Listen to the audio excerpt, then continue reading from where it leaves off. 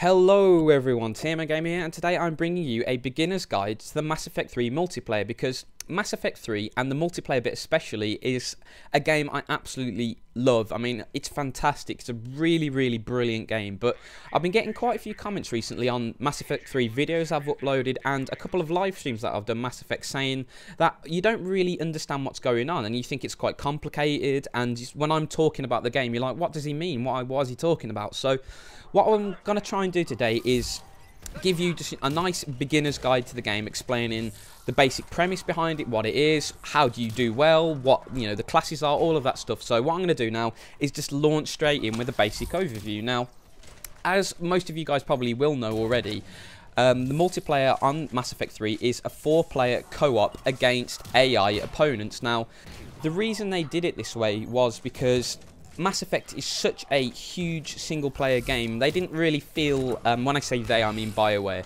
they didn't feel it was right to have multiplayer player v player, because it's not really in the spirit of the Mass Effect game, and obviously Mass Effect 3 is the first game that has multiplayer in the Mass Effect series, so I think they did it this way for that reason. But like I've saying, 4-player co-op, up to 4-player, for example in this game it's only 3 of us, but up to 4-player against AI opponents, and you are basically a special forces team behind enemy lines, killing key enemy personnel, retrieving information, looting stuff, all that sort of stuff. That's the basic premise set in the Mass Effect 3 timeline. Now, there are 3 difficulties. The first difficulty is bronze, silver, gold, nice and straightforward.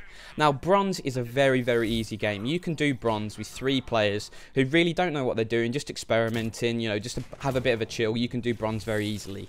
Silver, which is the game mode this is recorded in, it's a 3v3, 3-man silver, sorry, is quite a step up in the challenge. I mean, we are 3 pretty high-ranked characters now, and we really do know what we're doing at this point. We know the map, we've got our classes set up pretty well, and we still find this a challenge.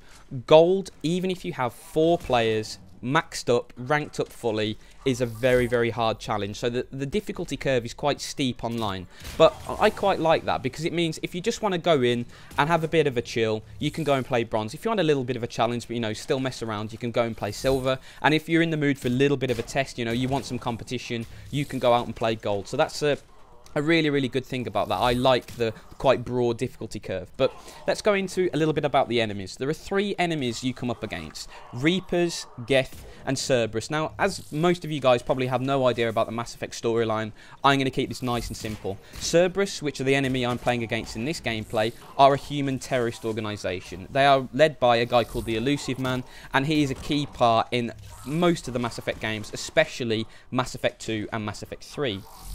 The Reapers are the main enemies in the game. They are basically the evil sentient AI that have come to invade the galaxy and kill everyone, and it's you up against their minions basically.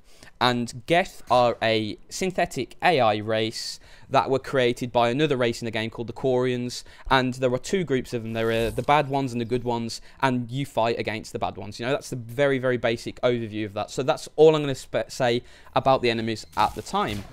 But one really good feature about the multiplayer that I want to talk about before I get any further is you can really benefit from single player by playing a lot of multiplayer, and you can do this in 2 ways. The first way, which I think is a really good idea, is when you max out a character, and all of the characters in the game can only hit level 20 online, but when you max him out, you have the option to promote into your single player campaign. So your character in multiplayer will go back to level 1, but in reward for that, you will get a guy sent into single player to help you in the fight against the Reapers, and I think that's a really good feature. I mean, the great thing about that feature is, if you don't like multiplayer, it doesn't matter. If you spend 10 hours in single player, you'll probably get exactly the same reward as spending 10 hours in multiplayer. But if you do like multiplayer and you're not too fussed with messing around with all the fine detailed side quests in the single player campaign, you get a big boost by playing something you really like while still being able to benefit from the storyline. So I think that's a really good feature. But as well as this, if you play multiplayer, you get an increase to something called your galactic readiness. Now, this isn't very complicated at all. All it is during the single player campaign, you unlock war assets. Now, these are just allied fleets and people who help you in your fights against the Reapers. That's all it is. And by playing multiplayer, your galactic readiness goes up. And I think it starts very low, about 30%. But once you get it 100%, your war assets in the single player campaign gain a massive boost. So if you play multiplayer, you actually get a massive help in single player, and that's something that I really, really like about this game.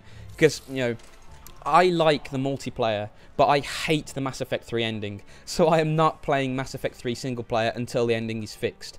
But it means I can play Mass Effect 3 multiplayer and not take any hit in the campaign when I do eventually go back in. That is a fantastic feature, and I really, really like that. But you know, now it's time to get into a little bit more of the details of the game. I hope you're staying with me so far. I've tried to keep it as basic as possible, so hopefully you guys are still keeping up with me. If not, just rewind, have a listen again. I'm sure you'll pick up with it. But if you guys do have any more questions, I am planning to do a Mass Effect 3 live stream where you can ask me as I'm playing the game what I'm doing, what I'm thinking, you know, what my class is, all of that stuff. So don't worry if there's anything you're still not confused about after you've listened to it a couple of times or whatever, because I will be able to answer all your questions. So if you do have anything, either tune into a live stream I'm going to do soon, or alternatively just leave a comment in the description. I'll get round to answering them as soon as possible.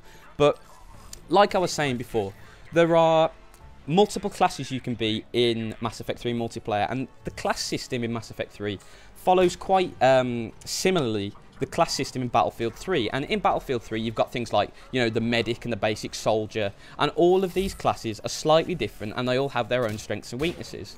And in Mass Effect 3 it's very, very similar. There are 6 basic classes, and I'm going to run through these very, very quickly. They are the Adept, the Engineer, the Infiltrator, the Sentinel, the Soldier, and the Vanguard. Now, a couple of those are fairly self-explanatory, but there are a couple of names in there that I've thrown in that if you're new to the game, you will have literally no idea what I'm on about. So I'm just going to go into a little bit more detail about what these classes actually do and their strengths and weaknesses. Now, the Adept is a biotic specialist, and now you're probably confused with the word biotic, but don't worry at all. Biotics are basically psychic powers. They are the Force in Star Wars. They are psychic powers in pretty much any other game. So when I say biotics, I just mean psychic powers. That's all it is. That's what they are called in this game. So don't get confused at all. Now, the Adept class is a biotic specialist. So he doesn't get any tech abilities at all. And I'll come on to tech abilities in a bit when I'm on the Engineer. But, you know, the Adept gets nothing of them. All he is a biotic specialist. So he's quite an aggressive guy who gets in the enemy's faces with his biotic powers and tries to cause damage. Now, that's him in a nutshell. The Engineer, like I've been saying, is a tech guy. Now, he is the only character in the game that has only tech powers. So he has broader tech powers than most of the people. Engineers can lay turrets. They have the ability to reduce enemy armor, reduce enemy shields. You know, they're a very, very versatile class based on tech abilities. So that's them out of the way. Infiltrator, which is the class I'm using now, for example, has the ability to cloak. Now, when you go into the cloak, you get a massive damage boost for the first hits when you come out. So if you're invisible and you shoot someone, you can get like a 70-80% damage boost, I think it is. It might be even higher than that. So infiltrators are the guys you want to use when you're sniping. You know, they are the fantastic snipers. Some of them, for example, the Solarian infiltrator, who I'm going to go into a little bit more detail in a bit, he has an ability to reduce weight of sniper rifles, for example. So they are really, really geared to be that fantastic sniper class. So that's infiltrators, very, very simple. They are the snipers. The Sentinels. The Sentinel is probably my favourite class because the Sentinel is the typical support guy. Now, the Sentinel has a hybrid between biotic and tech powers, but he's slightly different to the Adept because the Adept's biotic powers are normally quite aggressive. You know, they're the high damage powers that go out there and try and get kills very quickly. The Sentinel is very, very different. His biotic powers are based on support. So, for example, Warp. Warp is a very, very common biotic power that Sentinels have. When you use Warp on an enemy, it means that any other fire or biotic power that comes in causes more damage. So that is a power, for example, that the Sentinel has. So the Sentinel is based on getting your support out there, helping your teammates to kill enemies faster. And you know, I do like running support classes in pretty much any multiplayer game, so I find myself playing the Sentinel quite a lot. So that's him in a nutshell. The Soldier, very, very self-explanatory. The Soldier is the guy who's best with weapons. You know, he gets big weapon boosts, he can use grenades, he gets things like concussive shot, which enables him to shoot basically a grenade out the bottom of his rifle to knock enemies over so he can finish them off with his weapon. You know, Soldier's very, very simple.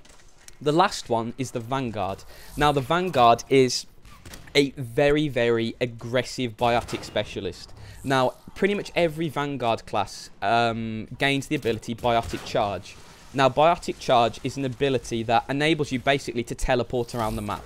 If you see an enemy off in the distance, you can hit one button and you will fly up to him and do an absolute huge amount of damage, and you'll teleport to him to finish him off. So the Vanguard, he is very aggressive. They normally are quite fragile, so if you go in and you don't kill the target you're aiming for, you're pretty screwed in some times. But the fantastic thing about Biotic Charge as well is it regenerates your shield. Now, in the game, you have 2 health bars. You can probably see them at the bottom. The one at the top, which is blue, is the shield, and the one at the bottom, which is red, is armor. Now, the shield will continuously regenerate throughout the game after a certain cooldown time, but armor will get destroyed as you take damage. So the shield will go down, and then once your shield is gone, your armor will take damage. Now, you start with full armor, but as the game goes on, and as your shield goes down and your armor takes damage, your armor doesn't regenerate. So after quite a few severe gunfights, you start to get into red screen a lot quicker, and you start to die faster because you've got less protection. But that's it. You've got your armor and your shield, and that is basically your protection. And each individual classes have higher armor and shield. So, for example, the soldier has much more armor and shield than the Vanguard, because the Vanguard's a very aggressive, high-risk, high-reward guy. But the soldier is there to soak up damage, to be the guy at the front line who just soaks up all the damage and takes all the fire off the enemy team. You know, so each class has their own little different powers and their own shield bonuses and own armor bonuses. But I'm going to go into a little bit more detail on that later, because within these 6 broad class headlines, which are all vaguely similar, you get 6 choices. Now, I think it's 6. It might be 5 or 6, but I think it's 6 different races to choose from within every class. Now, the races I'm going to very, very quickly go through. The chances are you won't know any of these, but don't worry about it. As I play more Mass Effect 3, you'll be able to see what races there are. I'll say what race it is before I do the game, so don't worry if this goes completely over your head. Obviously, to start with, there are the humans. Now, the humans are the only race that can be every class. So you can get a human Vanguard, human Sentinel, human everything. They're the only race who can do that. Now, humans are pretty much masters of no trades, but they can do pretty much anything. They're jack of all trades, master of none. That was what I was going for. They can pretty much adequately do anything in the game. You know, the human soldier's good, the human Sentinel's good, the human Vanguard's good. They aren't as specialised as the other races. So whilst the human Sentinel, for example, is a class that you can take into virtually any scenario and do well with, the other classes in the game are a lot more specialised than the human ones. So if you're new to the game and you're not quite sure what you're doing, I would recommend starting with a human, because humans will get you through anything, basically. If you don't know the map, if you don't know what enemy you're up against, be a human, because they are pretty much the most specialised guys. Now, the Solarians are the next race I'm going to be speaking about next, and this is the race I'm actually using in this game now. You can see he's got the 2-headed horns. They're sort of fleshy coloured, you know, reptiles. That's what they are, basically. Not very hard to distinguish at all. They're quite common. You see a lot of people using them. Now, Solarians are very, very weak. They have a very weak shield. I think it's probably the weakest shield out of any of the classes. But what they gain instead is high damage. They are fantastic snipers. For example, my Solarian Infiltrator, which I'm using now, is fantastic, and the Solarian Engineer is very, very good as well. So they are a lot more specialised than the humans, but what they do well, they do very, very well. But like I say, they're quite weak, so you cannot use these in the front line. You use them like I do in this gameplay, for example, because in this gameplay we are playing with 2 infiltrators and a soldier, and like I said earlier, the soldier is very, very good at soaking up ammo. So we use Born to Rob, who's playing as the soldier, to soak up the ammo, and me and Sammy, the other guy, are the infiltrators. Will take out the big stuff while he just soaks up the enemy fire. It's a really, really good combo. But yeah, Solarians, very, very good at damage, good engineers, but they won't stand up in a firefight. Completely the opposite are Krogans. Now, Krogans are the massive, beastly guys that look like crocodiles in armor. I mean, if you see a Krogan, you will know it's a Krogan. It's just the massive, beastly guys. Now, these guys move very, very slow. They are incredibly slow. They take a while to get everywhere, But in reward for that, they have by far the best melee attack and by far the highest shield. They are absolute tanks. I mean, if you get to be a Krogan soldier, you can soak up so much damage. It's ridiculous. You know, they are absolute beasts. But the great thing about it is pretty much every class is balanced, so whilst the Krogans will do fantastically in a firefight, it is going to take you a bit of time to get there. And while something like the Solarian or the Human can get to the firefight quickly and start to affect it, if you're a long way away from your teammate and he goes down, you're not really going to get to him with a Krogan, so that is the trade-off you pay. Now, the next race I'm going to quickly talk about is the Batarian. Now, the Batarian is a new race that's only actually been released in the recent free Resurgence pack. And the Batarian is very, very similar to the Krogan. You know, very, very good soldiers, excellent at soaking up fire, have great melees because they have spiked armor. So if you punch someone with spiked armor, they're gonna feel it a bit. So yeah, the Batarian is very, very similar to the Krogan. Big guy, a bit slow moving, but a beast in combat.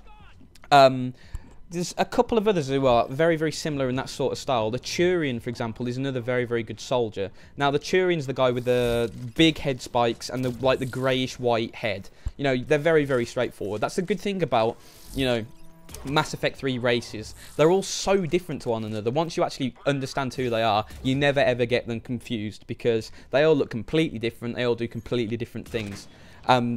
Yeah, like I was saying, the Turian, another very, very good soldier. In the Turian's upgrades, he gets access to lots of weapon damage boosts, you know, shield and health damage boosts, but in return for that, they're not particularly mobile. For example, humans and Azari and other races can do, you know, flips and barrel rolls to get into cover. Turians can't do that. They're pretty slow moving, but like the Krogan, like the Batarian, they can soak up damage and they can give it out fantastically with weapons. So they're another very, very varied class. You know, I don't want to throw too many races at you at this stage, so I'm only going to really talk about one more. There are a couple more after this that do deserve a mention at some point, but in the beginner's guide, I'm just going to talk about the main ones. And the last main one is the Azari.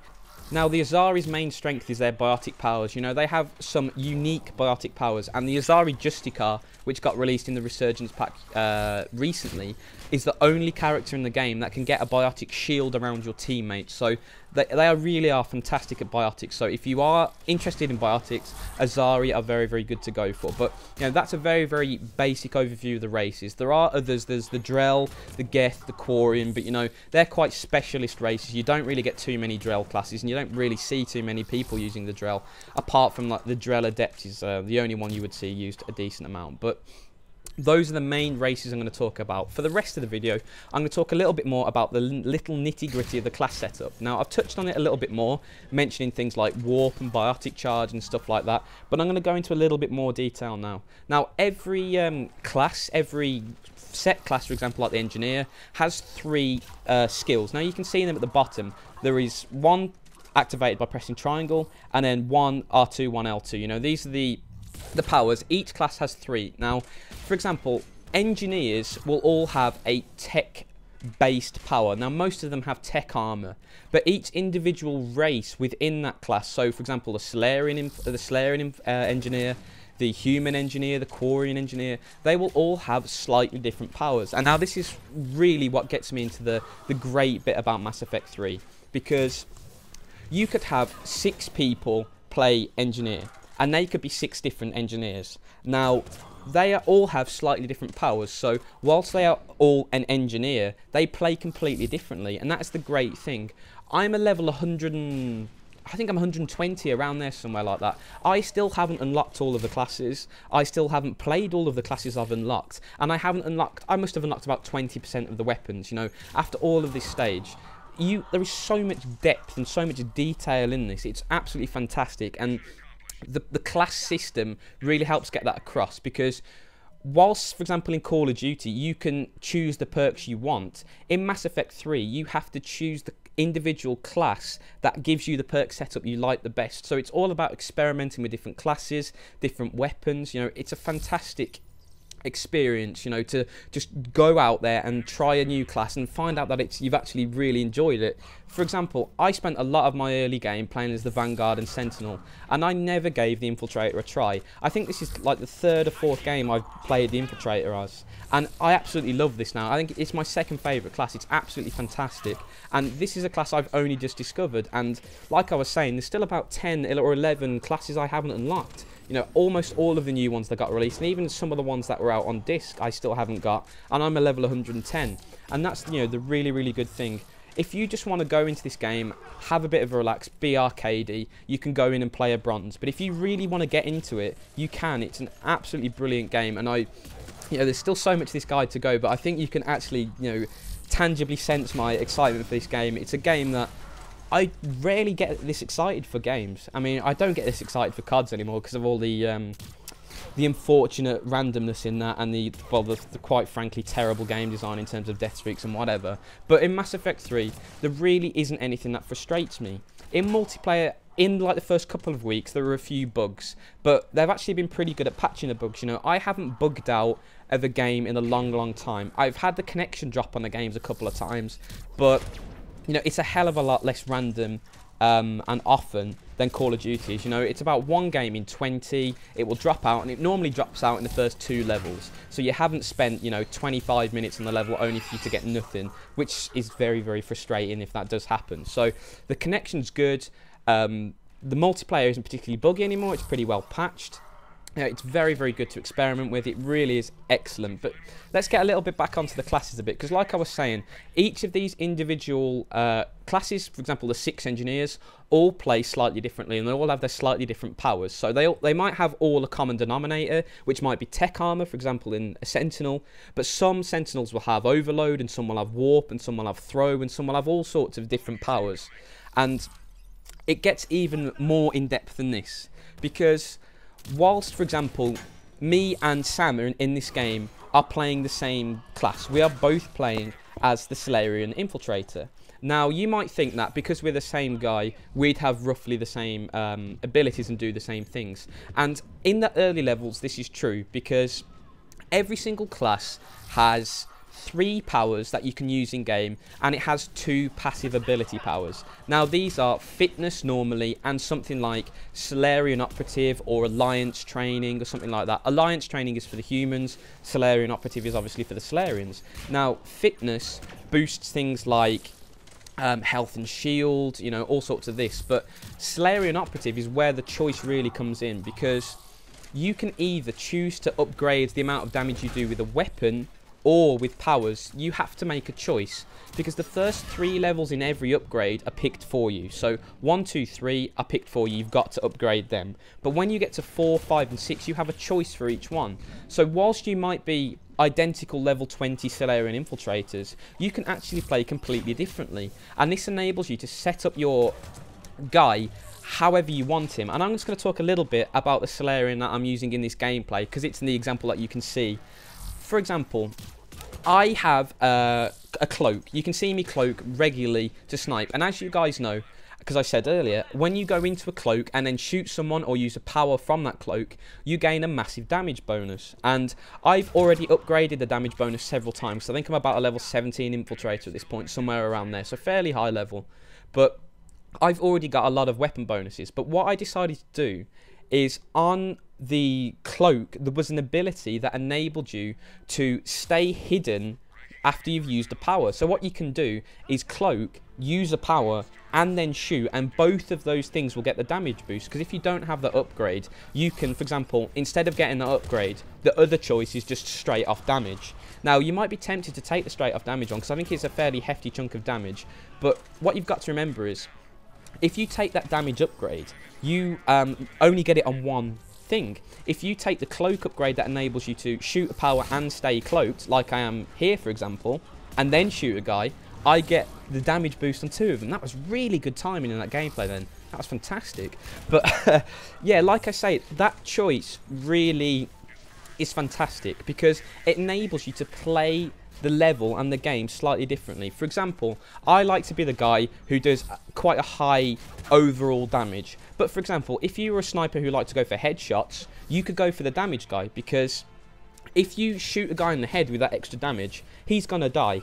But I don't like taking time to line up headshots. If I shoot and get a headshot, fantastic. But what I normally do is aim for the upper chest. So my ability to fire a power in and then get that damage boost on my shot suits me perfectly. And that's the great thing. You can tailor these classes to exactly your specifications, how you like to play, everything. And the great thing is now, in Mass Effect 3, every class can have every weapon, and it does take a little bit of time to unlock weapons, because unusually in this game you don't unlock things based on level, you unlock things based on packs. Now this might sound dodgy, but you earn in-game credits that you can spend on packs, so you're not forced to buy anything at all.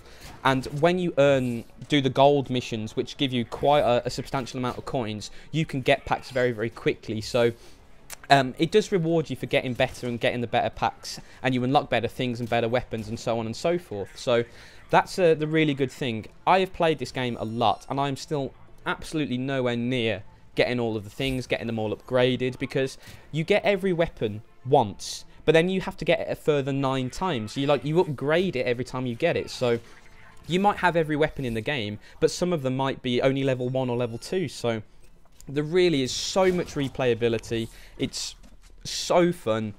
It's absolutely fantastic. I would heartily and thoroughly recommend it. Now, I really hope you've enjoyed my quick guide. I am going to stop it here because it did go on a little bit longer than I was expecting. There was one more thing I was going to get in about the enemies, but I'll talk about that in another gameplay. I'll do an enemies only tutorial for you, because I can spend a lot of time on it. I don't really just want to rush it through, but I really hope you have enjoyed this this Mass Effect 3 beginner's guide to multiplayer. I know there's a lot of information to take in there, and I said it was a beginner's guide, but I did try and put quite a broad amount of information in to try and give you as much info on everything as I could, because, you know, I really love this game. I think it's a fantastic game, and I think once you guys actually get your head around it, you'll enjoy it as well, because when you actually look at the information to take in, I think it's less than Call of Duty, because if you look into Call of Duty, you've got, you know, all of these perks, all of these different maps, all of these weapons, proficiencies, you know, everything. You've got secondaries, you know, all of these things. Mass Effect 3 is basically the same as that. You know, there's not much more to learn. All of the races, and, you know, you don't really have to know anything about the backstory.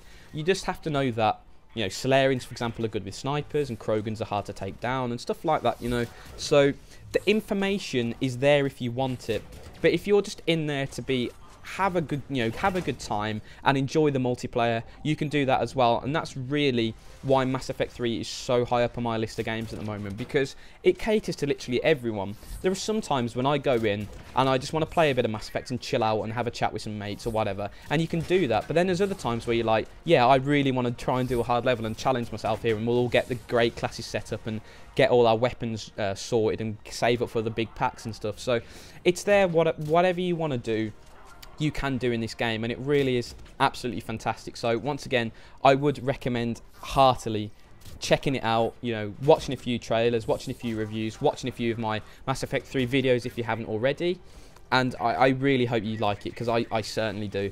But like I said, I'm going to cut the tutorial off here. What I am going to try and do for you this week is a little bit more Mass Effect 3, you know, building on this basic tutorial. It's not going to get in the way of anything else I have planned, because I'm still recording FIFA footage, so don't worry, that is coming. Lots of Call of Duty stuff, and I am going to talk a bit about Black Ops 2 tomorrow, because I haven't really told you guys anything about my opinions on Black Ops 2 yet. So I think it'll be quite interesting to have quite a long commentary just talking about, you know, what I think of all the futuristic stuff and the info drop for it and the multiplayer leaked information. Perhaps I'll weave that in a bit more, because it certainly is very, very interesting, whatever your opinions on it. I mean, the decision to go futuristic is very, very interesting, but like I say, that will all be in this week's video, so there's lots of great stuff for you to look forward to this week. But once again, guys, I really, really hope you've enjoyed the Mass Effect 3 tutorial. I really enjoyed doing it for you, sorry. And I do hope you continue to check Mass Effect 3 out, because it's a game I passionately enjoy, and it's something that I think you'll really enjoy as well. So guys,